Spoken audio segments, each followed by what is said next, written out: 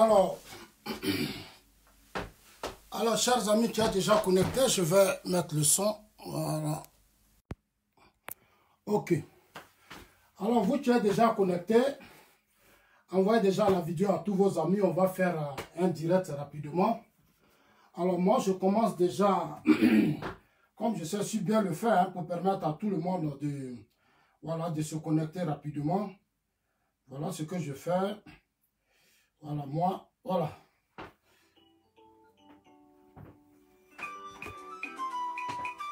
Alors, je partage ici.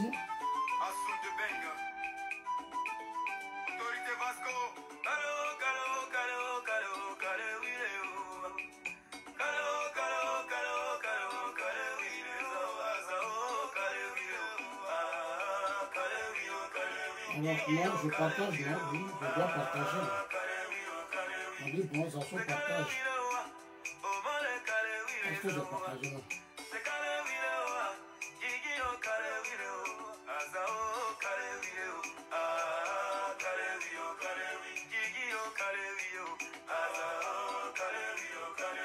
Attendez, hein, je partage là. Je suis en train de voir, je partage.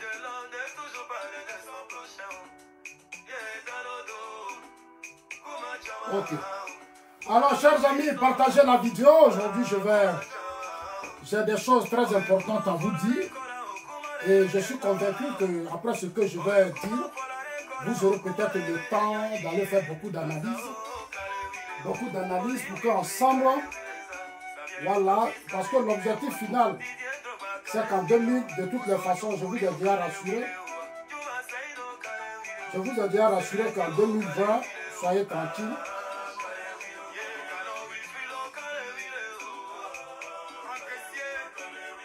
Alors, je vais partager de l'autre côté. Voilà.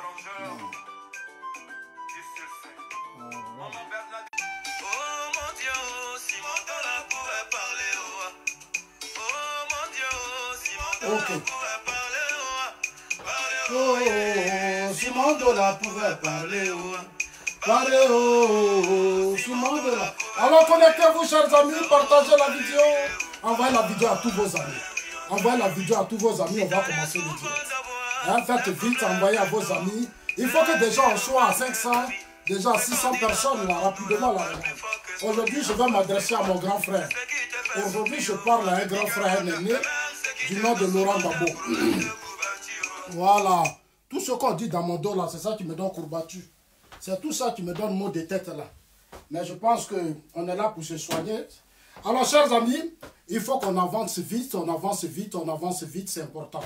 Alors, je vais vous faire suivre quelques vidéos parce que ce que je vais dire ce matin est très très important. Je vais aujourd'hui m'adresser à mon aîné, à mon grand frère Laurent Gbagbo, qui est depuis 2010 est incarné à la Cour pénale internationale, c'est-à-dire à la CPI, suite à une crise politique. Voilà, suite à une crise politique des élections que lui-même a organisé après 10 ans de pouvoir. En 2005, notre constitution dit qu'on devait organiser les élections. Malheureusement, ces élections n'ont pas été organisées. Ces élections n'ont pas été organisées, on a attendu jusqu'à 2010.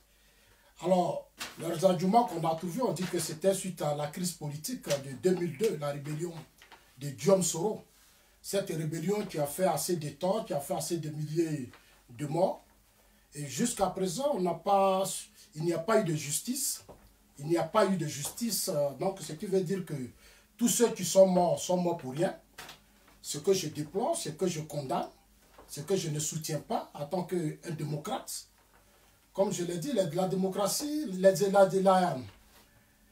questions de droits de l'homme, la justice et tous les autres sont des éléments de la démocratie. Voilà, des vrais démocrates doivent se battre pour qu'il y ait une justice pour des gens qui sont morts. Il ne faut pas qu'on saute les corps des morts. Plus on saute les corps que justice n'est pas rendue, plus on ne règle pas les problèmes. On ne règle pas les problèmes parce qu'on crée, non seulement c'est une injustice, mais on crée encore plus de haine, de colère.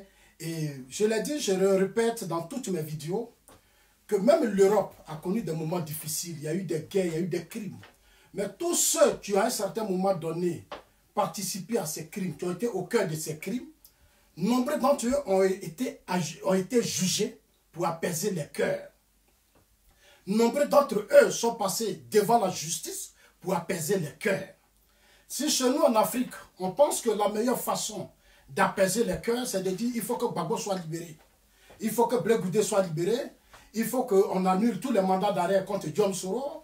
Il faut qu'on libère tous les, comme on appelle ça, on pose des conditions pour tous des réfugiés. Bon, les réfugiés, je peux comprendre, parce que ce n'est pas un choix qu'ils ont fait. Mais imposer des conditions pour dire si Gbagbo n'est pas libéré, si Blé Goudé n'est pas libéré, si Bédié n'est pas à la tête du RHDP, si John Soro, qui a fait la rébellion, qui a tué, qui clame aux yeux du monde entier, et que lui, voilà, qui clame qu'il est fier de sa rébellion qu'il a créée, n'est pas que si on l'empêche d'être candidat aux élections présidentielles, parce qu'on a peur que Soro prenne la voix des gens du Nord, je pense que ce n'est pas des raisonnements intellectuels. Ce n'est pas des raisonnements intellectuels, et quand si nous restons dans cette logique, sincèrement, nous ne pouvons rien apporter à nos États africains.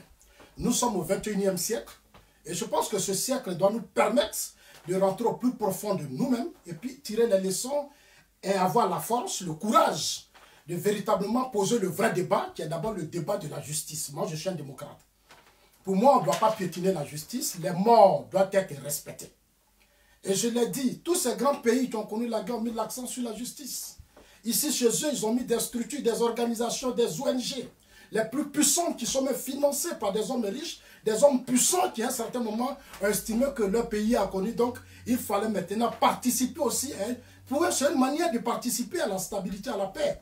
Non, ils créent des organisations très puissantes qui vont défendre le droit des faibles, qui vont défendre le droit des faux, comment on appelle ça, des pauvres. Et moi, je les salue. Je les salue. C'est qu'en Afrique, on n'a pas encore compris. Quand les gens sont riches, ils n'arrivent pas véritablement à participer. C'est-à-dire, ils ne tirent pas les leçons de toutes ces crises que nous avons connues, toutes ces violences que nous avons connues, à mettre en place des organisations de défense des droits de l'homme, des organisations de la société civile, des ONG, d'essayer d'organiser des leaders d'opinion, de les financer, de les soutenir pour permettre à ce que le message de paix, de stabilité passe le plus souvent. Ils sont repliés sur eux. Une fois qu'ils sont au pouvoir, ils sont dans leur système, dans leur petit jeu. Ils trouvent que c'est normal et les mêmes problèmes sont toujours là. Alors qu'il faut passer à l'offensive. Il faut communiquer, il faut sensibiliser, il faut parler aux gens. C'est à force de parler. Regardez aujourd'hui sur les réseaux sociaux. Depuis combien de temps sur les réseaux sociaux? Aujourd'hui, quand vous voyez ceux qui insultaient hier, qui étaient dans la haine, qui insultaient Zasso, qui insultaient Gouza, qui insultaient le président Ouattara, aujourd'hui, beaucoup ont commencé à comprendre. Avec le temps, plus on leur explique, ce n'est pas des moutons, ce n'est pas des idiots. C'est des humains, ils ont été à l'école, c'est vrai, ils ont leur colère, ils ont leur haine. On le respecte, mais nous tous, nous avons la haine. On est tous, voilà, chacun de nous a une haine, une colère. Mais seulement, à un certain moment donné, il faut faire violence sur soi-même pour dire que, écoute, arrêtons. Parce que je ne suis pas quand même le seul. Je ne suis pas quand même le seul en Côte d'Ivoire. On est nombreux. Pendant que moi, j'ai ma haine, mais il y a des gens qui sont morts hier. Il y a des gens qui sont morts hier. Quand d'autres mouraient, vous étiez contents. Vous étiez contents. Quand on disait, non, allons-y à la justice, d'autres disent, non, il ne faut pas, on va aller à la justice, on n'a qu'à se réconcilier. Ceci, cela, on s'est réconcilié. Mais après, qu'est-ce que ça a envoyé? Il y a eu encore des morts en 2010. Il y a eu encore des morts en 2010. Non, il faut corriger tout cela avec courage et sans peur. Parce que les Ivoiriens aujourd'hui, cette mentalité, ce petit comportement, quand on essaie de leur expliquer, les sensibiliser sur l'importance de la paix, l'importance de la justice, l'importance, ils sont là, parce que eux, pour eux, ils ne sont pas au pouvoir. Alors que quand ils étaient au pouvoir, ils étaient d'accord avec tout. Une fois que les affaires ne les arrangent plus, ils sont dans la haine. Ils veulent détruire les autres. J'ai vu tout à l'heure ce matin sur des pages Facebook où des gens ont fait des posts, des gens du PDCIRDA, l'André Sylvain Ponant et tout ce que nos Zasso dit que Ahmed Bakayoko. Oui, mais c'est vrai. Je voudrais le saluer, mon grand frère, le ministre Ahmed Bakayoko. Je voudrais vraiment le saluer. Il fait un excellent travail, je suis fier de lui. Il a été un journaliste, il a fait la communication, il a été ministre de l'Intérieur, il est aujourd'hui ministre de la Défense depuis qu'il est au pouvoir. Le pays se sent bien, il a été au PDCIRDA, il a été auprès de Félix Houphouët-Boigny. Aujourd'hui, auprès du président Ouattara. Donc, il connaît bien les vrais problèmes de la Côte d'Ivoire. Moi, je salue ton travail, je salue tous ceux qui l'entourent, tous ceux qui sont avec lui. Continuez de travailler pour qu'en 2020, il faut qu'on organise des élections sans violence, ni haine. Parce que nos vies ne peuvent pas se limiter aux élections. À chaque fois qu'il doit y avoir des élections, les gens vont mourir. Par rapport à quoi? Pour vos intérêts, à vous, à vos intérêts égoïstes. Les gens vont mourir, vous allez devenir riches, vous allez devenir puissants, et puis les pauvres continuent de mourir. Non, il faut arrêter ça, il faut changer de mentalité. Je l'ai dit, le problème en Côte d'Ivoire, le problème de la paix, ce sont les mentalités. Nos hommes politiques aiment plus le pouvoir. Ils sont amoureux du pouvoir. Ils veulent être riches. Non. Ici en Europe, on fait la promotion des gens qui ont travaillé, qui ont eu de l'argent, c'est eux qui font la politique. Et ils ont déjà une vie stable. Mais on va aller prendre des gens qui sont pauvres et qui vont toujours nous ramener dans leur colère. Alors qu'ils n'ont même pas de réseau. Ils n'ont pas de connaissances au plan national et international. On leur confie nos pays et après, c'est nous qui mourrons. Et quand on veut parler, on dit non, Zasso, il ne faut pas parler. Zasso, il faut te taire. Zasso, tu es traite. Zasso, tu es vendu. Ça, ce sont des mentalités grégaires. Ce sont des mentalités grégaires et des comportements grégaires. Zasso a vécu la crise ivoirienne. Zasso a été là où il devait être. Si l'histoire a fait que Zasso n'est pas mort dans la guerre et que Zasso est aujourd'hui vivant, Zasso doit se battre pour que les mêmes crises que son pays a connues ne reviennent plus encore sous ses yeux. Zasso doit se battre pour que ces générations qui étaient là et puis on se battait, le sang coulait, ces générations aujourd'hui soient protégées, que ces enfants ne meurent plus, ces femmes ne soient plus violées, qu'on ne les traumatise plus, nos grands-parents et autres, on ne les humilie plus. C'est le sens du combat des Zasso. Je ne dois personne et personne ne me doit. Donc je ne peux pas accepter vos collègues, je dis gardez-les en vous. Vos ignorances là, gardez ça en vous. Moi ça ne m'intéresse pas. Moi personnellement ça ne m'intéresse pas. Parce que si on dit les gens ont galéré dans leur vie là, c'est nous. Nous on a souffert. On a souffert avant d'arriver là. Et quand tu as souffert avant d'être Zasso, à un certain moment donné, il faut savoir te battre pour que les autres ne souffrent plus pour atteindre là où ils sont. C'est ce que les Blancs ont fait. Aujourd'hui, toutes ces générations qui sont là ne souffrent plus. Ce n'est pas parce que j'ai souffert que tous ceux qui vont venir après moi vont aussi souffrir. Non. C'est pour ça qu'ici, on a créé des sociétés, en tout cas bien organisées. On a mis ici, là, n'importe qui ne peut pas devenir président. Tu as fait la guerre, tu as tué. Tu vas encore devenir président chez eux. Non, tu seras devant la justice. Qu'on t'aime ou on t'aime pas, ce n'est pas leur problème. Et les questions des droits de l'homme, ils ne jouent pas avec. En Afrique, des gens ont fait la guerre, ils ont tué.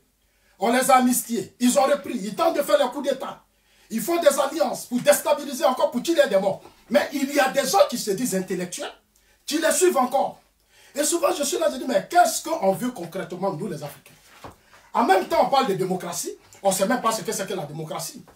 Chez nous, la démocratie, c'est quand Soro va aller au Burkina, il va aller mettre les Diendéré et les autres dans des problèmes, il va tenter un coup d'État qui va échouer, il va leur dire, prenez les œufs, lavez-vous avec les œufs. Avec les œufs, vous pouvez faire coup d'État. Ça, chez nous, c'est la démocratie. John Soro a fini ça. Il vient s'asseoir aux yeux du monde entier et dit, non, le président Ouattara a réglé mon problème de façon diplomatique. Ok, nous disons merci. C'est que nous n'avons même pas trouvé juste. Mais tu nous as dit que le président Ouattara a réglé ton problème de façon diplomatique. Tu ne t'arrêtes pas là. Tu persistes et tu vas encore en 2017 avec ton protocole sous prendre 300 tonnes d'armes lourdes pour renverser encore le pouvoir d'Abidjan. Et après quelques années, on apprend, on dit non, on te lance un mandat d'arrêt. Tu dis non, les audios là, c'était ceci, c'était cela, c'était comme ça. Mais si c'était en 2003 ou en 2002, ce que nous on sait, c'est que tu as fait des audios, tu veux déstabiliser la Côte d'Ivoire. Donc tu dois passer devant la justice. Ça, ce n'est pas un problème. Ici, là, ça se fait. On dit Donald Trump, en Ukraine, avait fait ça. Ils ont voulu même destituer Donald Trump. Donald Trump a engagé ses avocats, il a engagé son parti de façon libre. Aujourd'hui, Donald Trump a été acquitté. Vous, on vous demande de faire la même chose, vous courez partout, vous vous promenez partout. Aujourd'hui, vous êtes en alliance avec Gbagbo. Vous êtes allé chercher Bréboudé. Vous êtes avec Bédier. Et vous êtes maintenant à la CPI. Bras dans bras, Amour a repris. Ça nous fait le point de tous ceux qui sont morts hier. C'est-à-dire vous, c'est-à-dire votre main est sale. Vous avez tout sur vous. Et vous, aujourd'hui, vous voulez encore que malgré le sang coulé, malgré que ces innocents dans leur tombe pleurent, ces victimes pleurent, leurs enfants sont là, ces orphelins sont là, Vous voulez sauter tout ça et puis venir encore faire un front pour devenir encore président de la République dans un pays où Houphouët-Boigny a investi beaucoup d'argent pour créer des universités, de grandes écoles. C'était juste pour nous permettre de réfléchir. De savoir dire non quand c'est pas bon. De savoir dire oui quand c'est bon. Chez moi en Côte d'Ivoire, on a l'impression qu'on est les derniers des peuples. On est dans l'amour, on aime les individus. On n'aime pas le pays. On n'aime pas son prochain. On aime le leader politique. Même si nos parents doivent mourir, si même on doit tuer nos propres enfants, on doit marcher sur leur corps, nous là, c'est Babo ou rien. C'est Blé ou rien. C'est Soro ou rien. Si on n'a pas fait ça à Soro, si on n'a pas donné le RHDP à Bédié, la Côte d'Ivoire doit se renverser. 2010 là, il aura la mort. Le sang va couler. Chers amis, moi, je vous dis, je ne suis pas étranger, je suis ivoirien. Chacun de nous doit prendre ses responsabilités pour la paix dans son pays. Tous ceux qui font aujourd'hui l'alliance ont dirigé ce pays. Ils ont gouverné ce pays, ils n'ont pas de leçons à me faire. Allez-y leur dire que Zasso dit, vous avez tous gouverné ce pays. Donc vous n'avez pas de leçons à faire à Zasso. Nous on a les mains propres, donc on vous dira ce qu'on pense. Et vous n'allez pas nous imposer ce que vous pensez. Hier vous l'avez fait. On s'est incliné. Mais on ne peut pas toujours passer toutes nos vies à s'incliner face à vos colères, à votre haine. Et quand ça arrive, c'est vous qui vous enrichissez. Vous devenez riche. Vous prenez tout l'argent du pays, vous partez investir à l'extérieur. Et les mêmes Ivoiriens qui meurent, ces jeunesses qui meurent sont pauvres. Regardez la Côte d'Ivoire dans laquelle nous vivons. Regardez. Et beaucoup se plaisent dans ça. Les gens se plaisent dans ça. C'est pour ça que les politiques ne font rien pour essayer de vous aider à changer vos vies. Parce que plus vous êtes analphabète, plus vous êtes mentalement pauvre, plus vous êtes ceci, et ils profitent. Mais moi, je ne peux pas regarder les Ivoiriens comme ça. Nous ne pouvons pas laisser les choses comme ça. C'est pour ça que Dieu a voulu que nous soyons là. Chers amis, on va commencer le débat. Vous voyez actuellement ce qui se passe, chers amis ivoiriens. Laurent Gbagbo vient de recevoir Afin N'Guessan. Laurent Gbagbo, Afin N'Guessan, a été reçu par Charles Blé Goudé hier. Vous êtes tous au courant. Je verrai quelques images que je vais vous montrer avant que je ne parle à Laurent Gbagbo.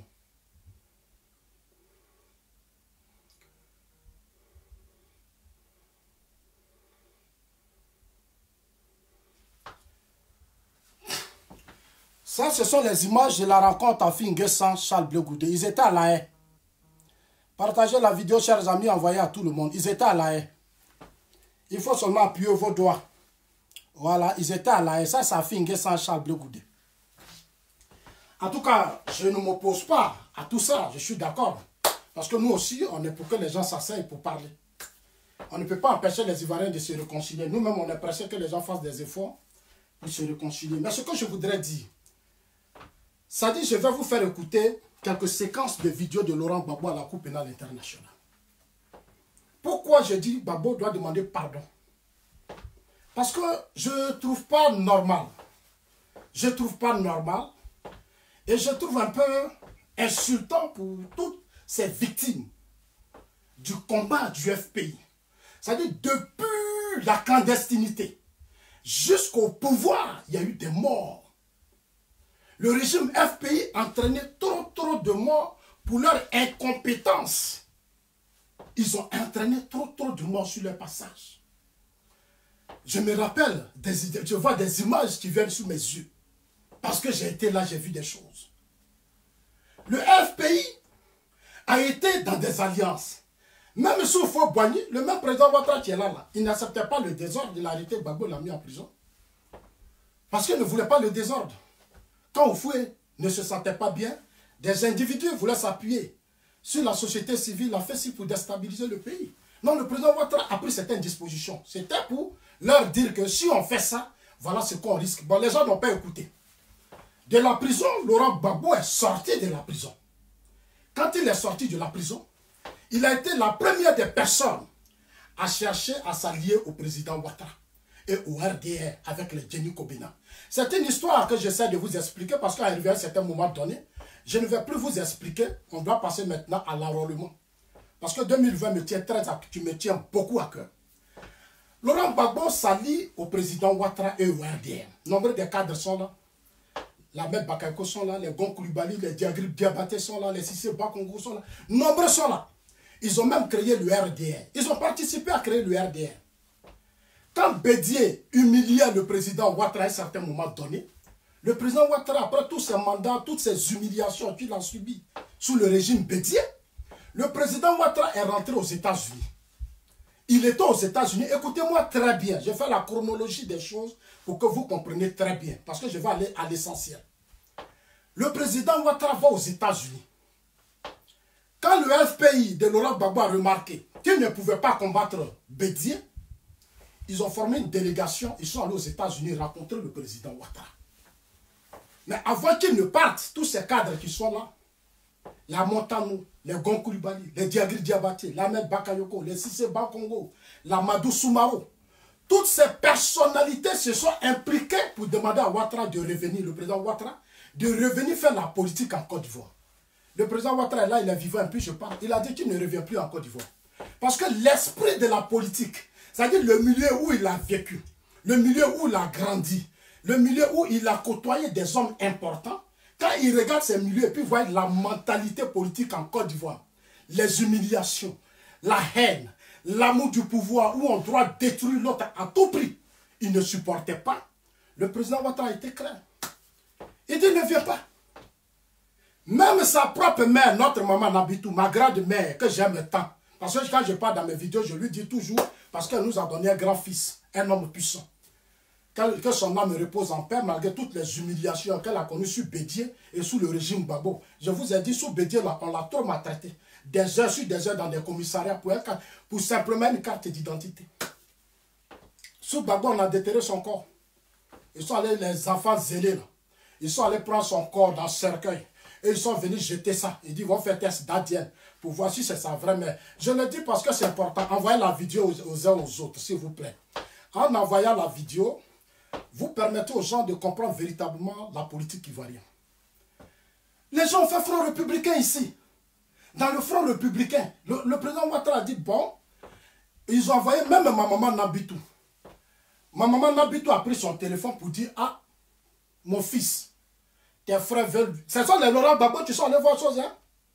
Tu sont allés voir sa maman, pardon. Il faut dire à ton fils qui est grand type là, lui qui a beaucoup de connaissances, qui a beaucoup de réseaux là. Nous, on a besoin de lui, on va être ensemble pour mener le combat contre les humiliations de Bédié, la haine de Bédié. Bédié voulait le tuer, tout ça là, on va mener le combat ensemble. Il a dit, maman, comme tu m'appelais, il n'y a pas de problème. C'est pour ça que, comme tu m'appelais, il n'y a pas de problème, je vais recevoir Gbagbo. Et Laurent Gbagbo, le président Ouattara s'est arrangé. Il a reçu une délégation des cadres FPI aux États-Unis. Il les a mis dans des grands hôtels de luxe. Depuis qu'il est président, moi-même, il ne m'a pas encore appelé. Alors que j'ai été son porte-parole, il ne m'a pas encore appelé. Je suis là, j'attends toujours. Parce que tous ceux qui ont fait du mauvais, là, ceux les plus mauvais, il les a reçus. Il avait que. Mais moi, je suis là, je prie Dieu. C'est pour ça que je dis toujours, maman, notre grand-mère qui est dans sa tombe, il faut toucher leur cœur. Parce que ça soit en train de parler, c'est dans l'intérêt de tout le monde. Donc, vous voyez, et c'est comme ça le président Ouattara a tout fait et ses cadres FPI sont allés aux États-Unis. Il les a reçus pendant des jours. Vous savez ça que ça veut faire louer les grands hôtels aux États-Unis, les mettre en contact avec des hommes importants aux États-Unis. Et eux-mêmes, ils ont convaincu le président Ouattara. Ils ont dit, il faut venir, on va faire politique. C'est ainsi que le président Ouattara est revenu en Côte d'Ivoire. Et ils ont créé le Front républicain ensemble. Vous-même, vous avez beaucoup d'images sur vos yeux. Vous savez, moi j'ai un problème, Zasso. Moi là, j'aime pas l'injustice. C'est ça qui m'envoie. C'est pour ça qu'on m'aime pas. Les gens m'insultent, ils me dénigrent parce que j'aime pas l'injustice. J'aime pas l'égoïsme. J'aime pas les gens qui pensent qu'à eux.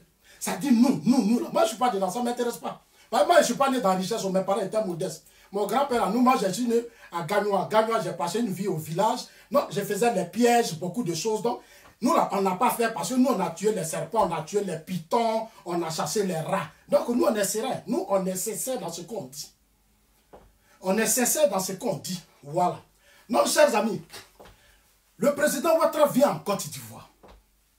Il mène un combat ensemble dans le Front républicain. Il y a eu beaucoup de dates que je vais un peu sauter pour on ramène sur le cas Gbagbo, on va retourner. Parce que j'ai dit ça, je reviens sur ça parce que je sais que mon grand frère m'écoute. mon grand frère Laurent Gbagbo et tous ses proches du FPI m'écoutent. Donc, soyez sereins, ne soyez pas pressés, on ne sera pas trop long. Et le président Ouattara crée le Front républicain. Même sous Bédier, on sait ce qui s'est passé. Bédier, à un certain moment, même a voulu diviser même le FPI et le RDR. Dont le combat était la carte d'identité à 18 ans, l'affaire de la nationalité du président Ouattara, les listes, tout ça, c'était un combat d'ensemble. Le président Ouattara a investi beaucoup d'argent dans le Front républicain. Il a investi beaucoup d'argent dans le Front républicain. Mais quelqu'un qui a fait tout ça, en 1999, les militaires se fâchent, Bédier les doigts, une situation arrive. Gueye prend le pouvoir. La première des choses qu'on doit faire normalement, c'est d'amener Gueye et les militaires à faire de sorte à réconcilier tout le monde et à régler les vrais problèmes. Malheureusement, le FPI, les Simon Gbagbo et tous les autres sont allés embrasser Gueye. Et eux-mêmes, ils ont commencé à manipuler Gueye avec l'aide de leurs amis socialistes en France. Parce que la France était contrôlée par comment on appelle ça? Parce qu'en France, le système, comme ça fonctionne, quand tu contrôles la primature, tu es fort. Regardez bien les premiers ministres. Quand tu es au pouvoir, que tu contrôles la primature, tu es très fort. Donc la primature était contrôlée par les Lionel Jospin, qui étaient des socialistes qui se battaient déjà pour repositionner leur propre gars quand Houphouët-Boigny était mort. Donc la bataille a commencé. La bataille a commencé. Laurent Gbagbo n'a pas aidé Gueye Robert. Lui-même, il s'est accroché à Gueye. Il a, lui et son épouse, les leaders d'Akwasi, ils ont commencé à manipuler Gueye. Gueye a écarté Ouattara. Gueye a écarté Bédi. Ils sont allés aux élections. Ils ont dit à Gueye, si on va aux élections, toi tu seras premier ministre. Ils sont allés signer devant votre agré. Mon seigneur agré qui est mort. Le seigneur, moi, vos prêtres, c'est pour ça que je les ai combattus sur les réseaux sociaux, ces prêtres-là, qui ne savent même pas ce qu'ils veulent, au lieu de chercher à réconcilier les fils qui les divisent. C'est pour ça que nous, on les a combattus. Vos prêtres qui voulaient faire marche, faire coup d'état pour soutenir Soro Bédier, là, nous, on les a combattus et on est fiers. Et Dieu même est d'accord avec nous. Parce que Dieu sait qu'ils sont dans le faux. Nous, on est dans le vrai. Non, chers amis, voilà la situation qui se présente. Envoyez la vidéo à tous vos amis, chers amis. Faites votre part, je fais ma part. Parce que c'est comme ça qu'on doit changer les choses avec courage et responsabilité. Alors, il y a Gueye, ceux qui sont allés aux élections, un Gueye qui dit, on dit à Gueye, si tu es président, nous là, on sera premier ministre. Les mêmes encore, ils ont mis leur constitution, ils ont mis leur CI en place, ils ont fait ceci, ils sont allés encore faire par là. Gbagbo Gueye ont fait par là. Le sang a coulé, 350 morts. Moi j'étais dans les rues. C'est nous-mêmes là au plateau, on courait à un corps de nos amis.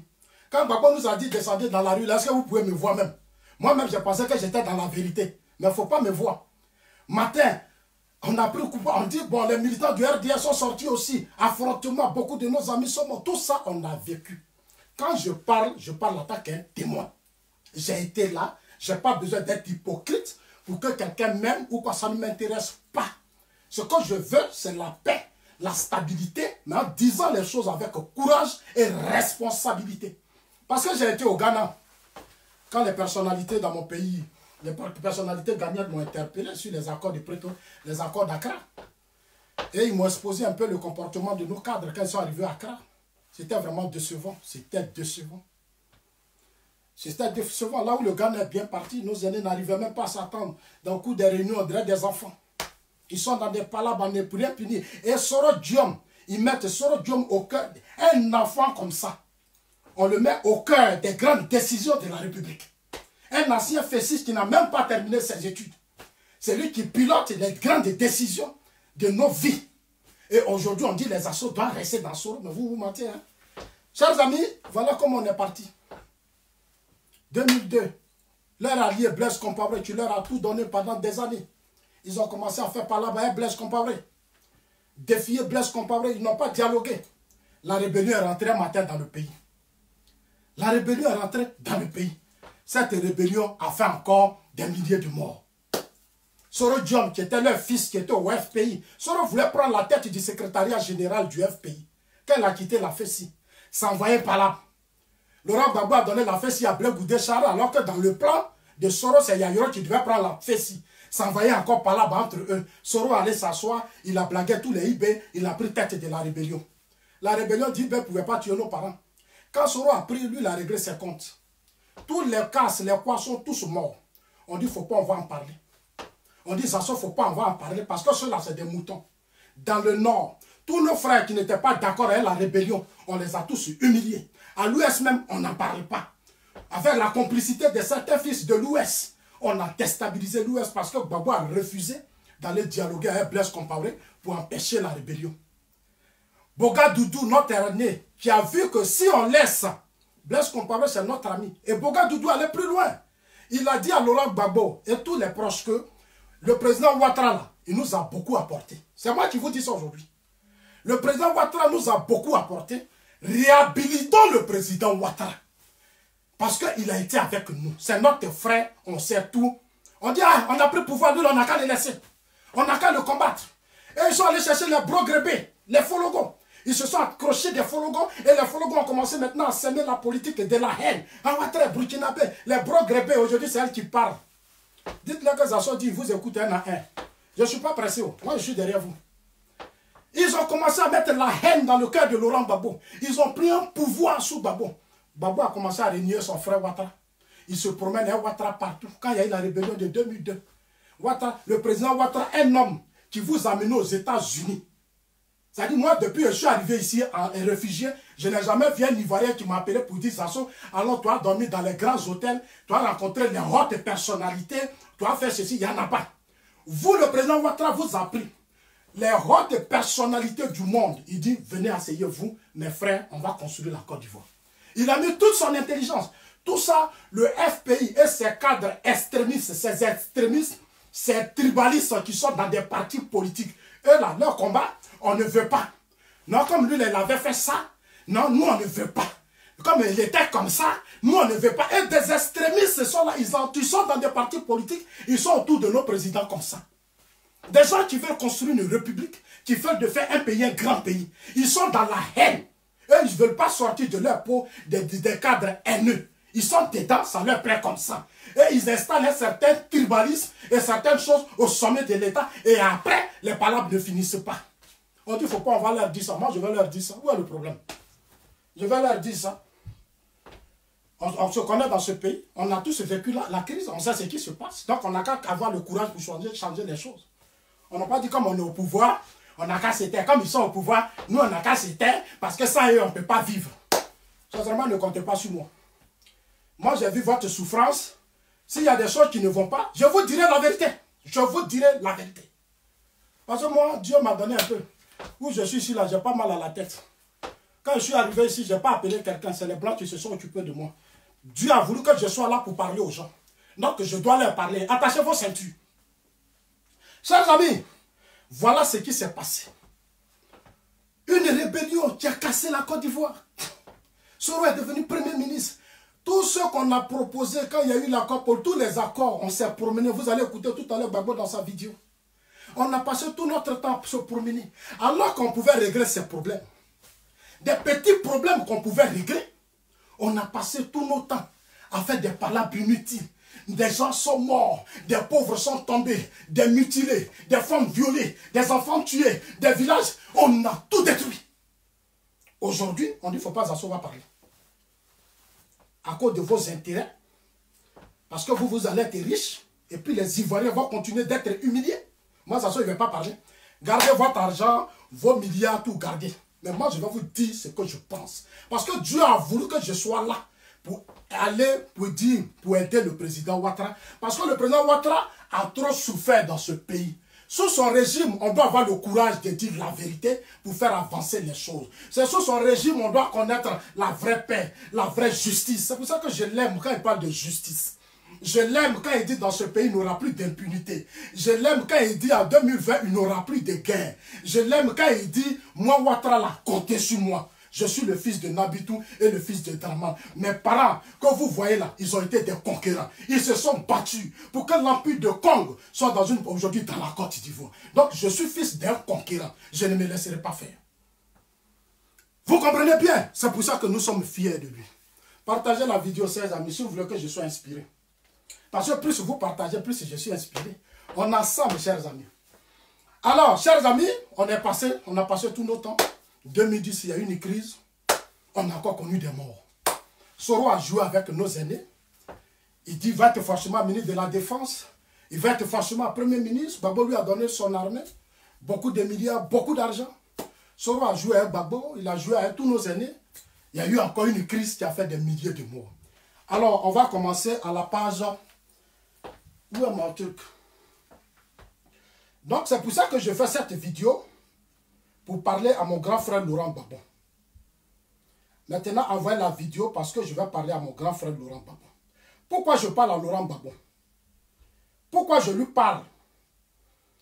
Grand frère, c'est en global qui te parle aujourd'hui. J'ai décidé de te parler et je vais toujours continuer de te parler, grand frère. Je vais te parler. Parce que ta vie politique aujourd'hui me fait très mal et ça me fait pitié que tu te retrouves dans cette situation. J'ai eu l'information qu'à la fin aujourd'hui, tu as appelé Afi N'Guessan. Afi N'Guessan aujourd'hui à Paris. Il était à la CPI.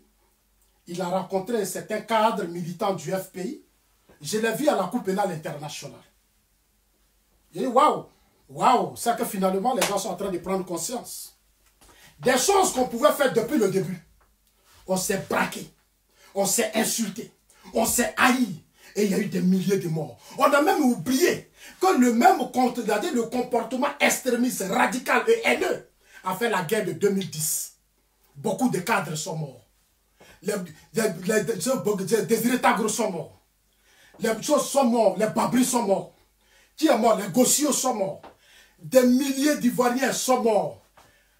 Des milliers d'Ivoiriens ont été tués. Alors que les élections nous ont donné que 38% au premier tour. Malgré vos efforts, grands frères, les efforts que vous avez faits, les moyens que vous avez donnés à vos cadres, tout l'argent que vous avez déboursé pour donner à certaines de vos épouses, ils ne vous ont donné un mauvais résultat. Je vous dis aux yeux du monde entier, parce que le moment viendra où moi, Zazo, je chercherai à vous rencontrer pour qu'on se parle. C'est important, il faut qu'on se parle. Malgré tous les moyens que vous avez donnés, et Bri est là. C'est pour ça que je remercie le Seigneur quand il a permis le deuxième tour, quand j'étais avec eux. Dieu a dit, il faut que ça soit comme ça pour que Zazo, tu comprennes beaucoup de choses. J'ai été au Ghana avec Lasso Adou, avec les Domelo. Chers amis, j'ai entendu trop de choses. J'ai eu mal. Et je me suis dit, mais pourquoi les gens sont morts? Est-ce qu'on avait besoin de tout ça? Est-ce qu'on avait besoin de tout ça pour que ces Ivoiriens meurent? J'étais là, j'ai vu des corps. J'ai vu des choses qu'on ne doit pas voir. Pour tout ça, parce qu'on est orgueilleux. On est haineux. On veut finir la vie de l'autre. On veut tuer l'autre. On veut le pouvoir. Mais ici, là, les gens n'ont pas besoin d'être au pouvoir pour aider leur pays. Moi, je connais des gens qui sont riches ici. Ils n'ont pas besoin d'être président de la République forcé pour aider leur pays. Ici, oh là là, my head. Il y a des choses que je ne peux pas supporter. Quand j'ai écouté les cadres du FPI, et je remercie le Seigneur d'avoir permis tout ça pour que je sois aujourd'hui là. Chers amis, j'ai écouté les cadres au Ghana. J'ai eu mal. Des gens qui avouent qu'au premier tour, le résultat des élections n'était pas bon parce que lui, il a fait ça, lui, là, n'a pas fait ça, Gbagbo a fait ça, Gbagbo n'a pas fait ça, et puis il a fait ça, lui, là, et puis Global Goudi a fait ça, et puis Damana Picasso a fait ça, et nos vies, c'est-à-dire, j'ai dit, donc nos vies, là, vous avez détruit nos vies. C'est-à-dire, pendant que nous, on est dans les rues, on espérait qu'on avait des gens en face de nous, déjà vous étiez dans vos problèmes de couple et autres, on est resté dans les épouses se battent.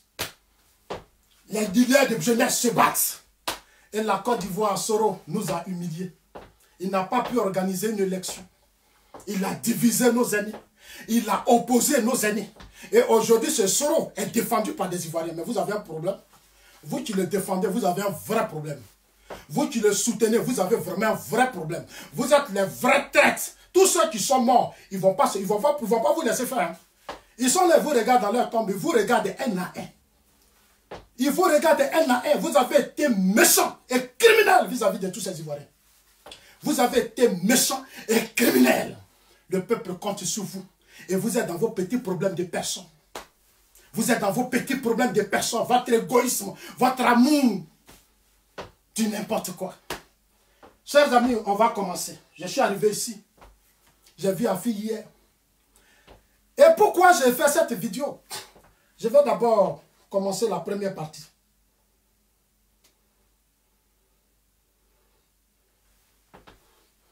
Première partie. Mais je ne voyais pas le soleil.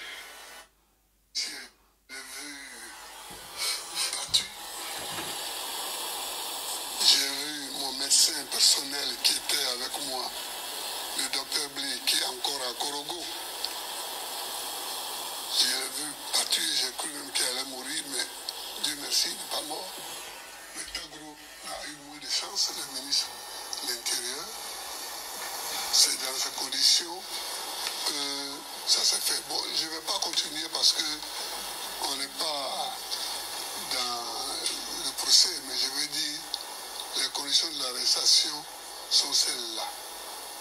C'est l'armée française qui a fait le travail.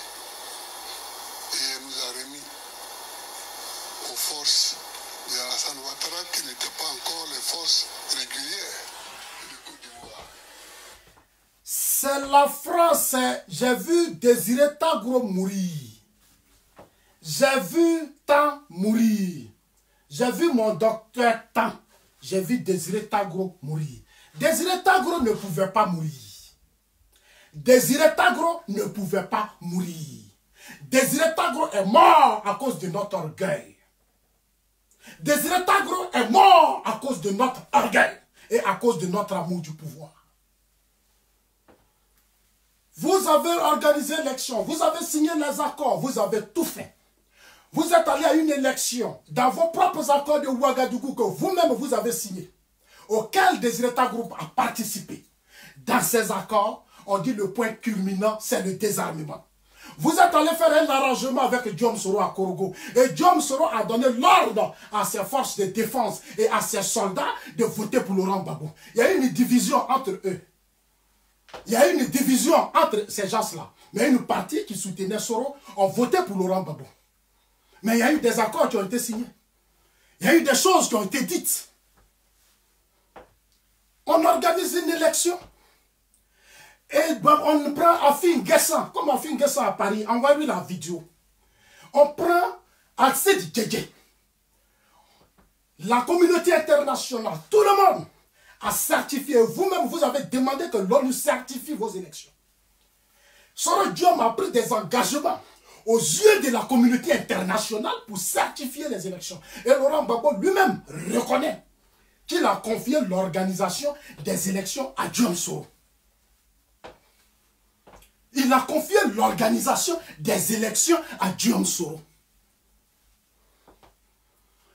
Pendant que les aînés se battent, Diom Soro prend les résultats des élections, il va voir Gbagbo pour son business. Il faut me reconduire comme Premier ministre. Si tu ne me reconduis pas, je ne ferai pas de conférence de presse pour dire que tu as gagné. Alors que Soro connaissait les résultats. Soro sait bien que le président Ouattara a eu 32%, Bédi a eu 25%, Mabri a eu 3% et Anati Kobena a eu 1%. Donc, étant dans une coalition, chacun allait de son côté, normalement, Alassane Ouattara gagne les élections. Et ils nous ont fait pécher. Ils nous ont tous menti, ils nous ont tous fait pécher. Comme nous croyons en Dieu, et nous savons que Dieu existe dans la vie, on peut faire des erreurs, mais on ne peut pas persister dans les erreurs. Nos erreurs font du mal à des innocents. Nos comportements détruisent des innocents. Nos comportements tuent les faibles. Nos comportements tuent des enfants. Ce n'est pas bien. Ce n'est pas bien tout ça. Afi et Alcide Djedje vont dialoguer avec le président, le ministre des Affaires, l'ambassadeur des États-Unis de France. Et un groupe d'extrémistes, de tribalistes, comme ça se trouve dans tous les partis politiques, disent non, Gbagbo, il ne faut pas dialoguer. Ceux qui sont là-bas, là, ce n'est pas moi qui les ai envoyés. Et le président Gbagbo est là. Et ce que je déplore dans l'attitude de mon aîné Laurent Gbagbo, c'est son incohérence. C'est-à-dire son manque de capacité à pouvoir prendre des décisions utiles dans l'intérêt du peuple. Laurent Gbagbo s'est laissé avoir. Il écoutait les extrémistes. Simone Gbagbo dit, elle ne veut pas. Alors qu'elle-même, elle a dirigé la campagne de son mari, elle a donné 38% à son mari.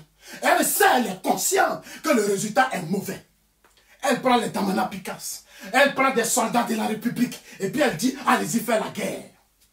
Mon mari a gagné. Elle est chrétienne. Elle sait bien que son mari n'a pas gagné. Elle sait bien que son mari n'a pas gagné. Mais elle a engagé la Côte d'Ivoire dans une guerre. En prenant des soldats bêtés. Des tribalistes. Mangou, qui est le chef d'état-major, dit, je ne peux pas faire la guerre. Je ne peux pas faire la guerre. On dit, il faut faire la guerre. Bleu Gouti est là aujourd'hui. Dites à Bleu que Zazo dit, c'est quand tu es en train de faire un soro là, il faut quitter dedans. Moi, je vous dis ça toujours, vos petits jeux là, quittez dedans. Quittez dedans, parce que ça va vous emporter dans un. Quittez dedans, parce que Dieu nous regarde. Quittez dedans, parce que Dieu nous regarde. Aucun Ivoirien ne va mourir en 2020. Aucun Ivoirien ne tombera en 2020. Désiré Tagro est mort parce que simplement, il y a eu des extrémistes à la résidence. Les derniers moments, on dit Désiré Tagro, il faut sortir. Ça dit des choses qu'on peut régler. On ne prend pas des... En Afrique, on déplace les problèmes. On ne les règle pas. Quand il y a un problème qui est là, on sait qu'on ne peut plus. Pendant 10 ans, on a été fragilisé par une rébellion. Soro est rentré dans notre système. Soro nous a détruits, il nous a divisés. On est devenu fragile. On fait confiance à Soro. Il nous promet une élection à plus de 50%. On fait un sondage. Et le sondage donne à plus de 50%. Gbagbo dit, bon, on ne va plus désarmer. Allons-y aux élections parce que Soro nous fait confiance. Quand tu leur demandes Soro avec nous, Soro avec nous, Soro avec nous, Soro avec nous. Ok, Dieu merci, gloire à Dieu. Gloire à Dieu, Soro avec vous. Dans toutes mes vidéos, je vous dis toujours, mettons notre foi en Dieu. Tous les matins, réveillons-nous et confions tout ce que nous faisons en Dieu. Quand Dieu est avec toi, personne ne peut rien contre toi. Et soyons des hommes de décision, soyons des hommes de parole. Arrêtons d'être incohérents. Parce que l'incohérence fait partie du combat politique du FPI. Le camp Babo, ils sont incohérents. Et ça dit des gens incohérents et ils ne respectent pas leurs paroles données. C'est ça le vrai débat. Voilà la difficulté que le FPI a. Ils aiment jouer avec la vie des gens. Ils aiment manipuler les gens. Eux, ils pensent à eux. Rien qu'à eux.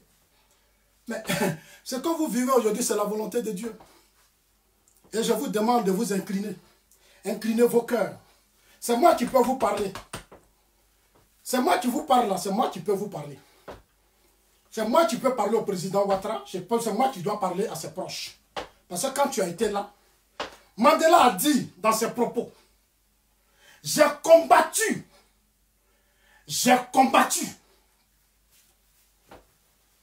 l'extrémisme des Blancs.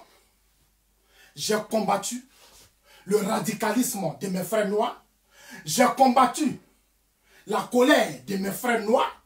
J'ai combattu la haine des Blancs. Mais un leader politique doit être capable de tout combattre.